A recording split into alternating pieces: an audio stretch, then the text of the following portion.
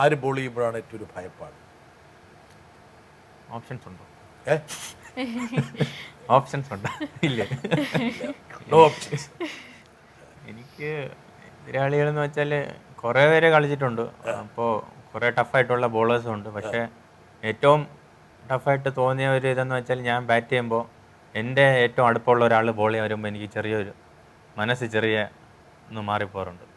അപ്പോൾ അതെൻ്റെ ചേട്ടനാവാം, അപ്പോൾ നേരത്തെ സംസാരിച്ച ഇക്ലാസിനാഹയാവാം, വേറെ രാഹുൽ രാഘവനാവും. അപ്പോൾ എൻ്റെ നല്ല അടുപ്പമുള്ള ആൾക്കാർ വന്ന് അവർ ബോൾ ചെയ്യുമ്പോഴാണോ പ്രശ്നം? പ്രശ്നമല്ല, നമ്മുടെ ഒരു സ്റ്റേറ്റ് ഓഫ് മൈൻഡ് ഉണ്ടല്ലോ, അത് മാറിപ്പോവും. അപ്പോൾ ബേസിൽ തമ്പി IPL ബോളറി വന്നപ്പോൾ ഞാൻ ഇങ്ങനെ നിൽക്കുമ്പോൾ എനിക്ക് അവൻ നോക്കുമ്പോൾ ചിരിയായിരുന്നു, ഡി അറിയണം.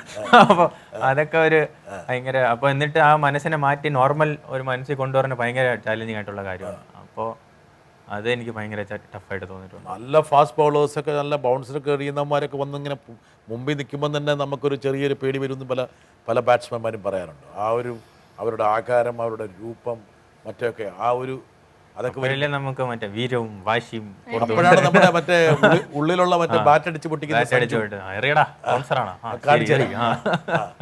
എന്ന് പറഞ്ഞിട്ടാണ്. എങ്ങോട്ടാ ബോൾ പോകുന്നതെന്ന് കാണിച്ചു കൊടുക്കുമോ? ഇല്ല, പുറത്ത് കാണിക്കണ കുറവാണ്. മനസ്സിൽ പറയും, മനസ്സിൽ ഇവരെ എങ്ങോട്ടാ പായിക്കണ്ടെന്ന് പറയും. Yes or no? Classical cricketers ഇന്നില്ലാതായിക്കൊണ്ടിരിക്കുകയാണ്. Yes or no? നോ. 2020 ഒരു ക്രിക്കറ്ററെ അളക്കാനേ കഴിയില്ല. Yes or no? No.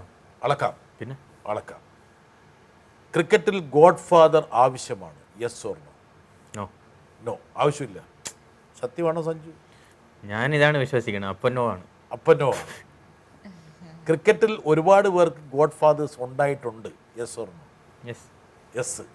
God father വളരെ പ്രധാനപ്പെട്ട ഒരു ഘടകമാണ്. അല്ല, ഓക്കെ. കേരള ടീമിനെ ചെറുങ്ങനെ പെട്ടിരിക്കുകയായിട്ടാ.